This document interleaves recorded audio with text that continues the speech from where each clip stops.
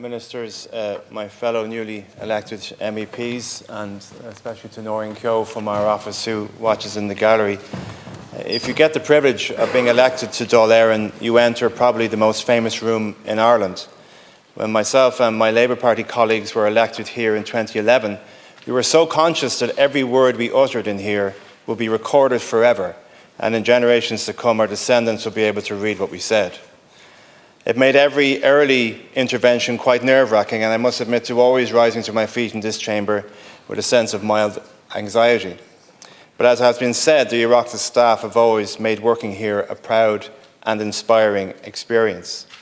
So if this is my last contribution, which bookends my time here, I would like my daughters Anna and Sive perhaps to read these words in time and be proud of them. What is unique about this chamber in Ireland is that you cannot cast a vote in here unless you've been elected directly by the people. You can be co-opted to a local authority, the Stormont Assembly, or indeed the European Parliament. You can be appointed to the Seanad, but you can only sit and vote in this chamber if you are directly elected by the people. And I want to thank my constituents in Dublin North Central and Dublin Bay North for granting me this honour.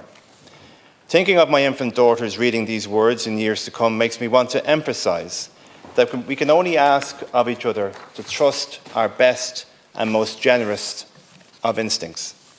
We must always in politics and in life invest in the humanity ingrained in each other's hearts, and we must strive to care, to empower, and yes, to love.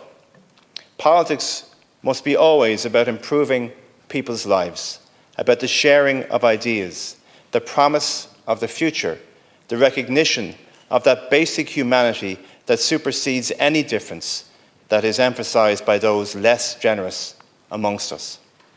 The challenges we face are huge.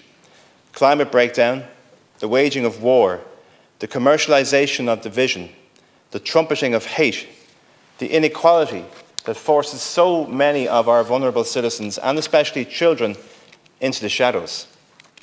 As President Higgins once said when explaining the Irish seanchal Ar Scatha Chéile a Warren Nadini, the people live in each other's shadow, the word ska can also mean shelter. So we must live in each other's shelter, not cast each other into shadows. We cannot allow shadows to emerge where cold and hunger and distrust can fester, but provide shelter for family, for learning, for laughter, and for love. House our people, engage their minds, set them free, freedom that a flag will never provide. And that's why the European Union is so important. A union that puts the narrowness of nationalism to one side and seeks to empower, to enhance, and yes, to shelter. A union based on equality, freedom, dignity, workers' rights, and common humanity and unity. We all come from somewhere, a family, a community. We're all raised by our own little village.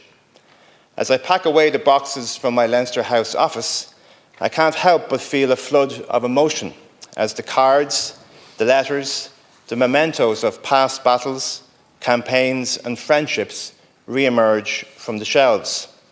Tomorrow is the first anniversary of the passing of my father, Aodhán Ó Ríordáin. My daughters are too young to have known him, but part of the healing process of loss is that a mirror is held up to your own life, your failings, the hurt you've caused, and your worth. I can only thank those for the last 20 years in Council, Dáil, Seanad and European elections who looked beyond those deficits of mine and saw in what I've tried to promote a value system, an ethic that is worth fighting for. And I'm very thankful to the people of Dublin for electing me as their MEP last month. We can only strive to do better, to be more honest, to listen more, to learn more, to soften our hearts and open our minds. Politics and politicians must learn from the past, but not be imprisoned by it. It is always about the future, about who needs the future most, and of that ancient, enduring, instinctive cry from within the heart of each of us to dare to care. So for me, this is the turning of a corner, not the end of a road. You can't travel any journey worth travelling alone. We need each other more than we're willing to admit it.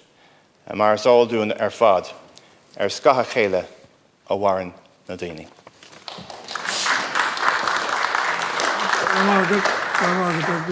Deputy McNamara.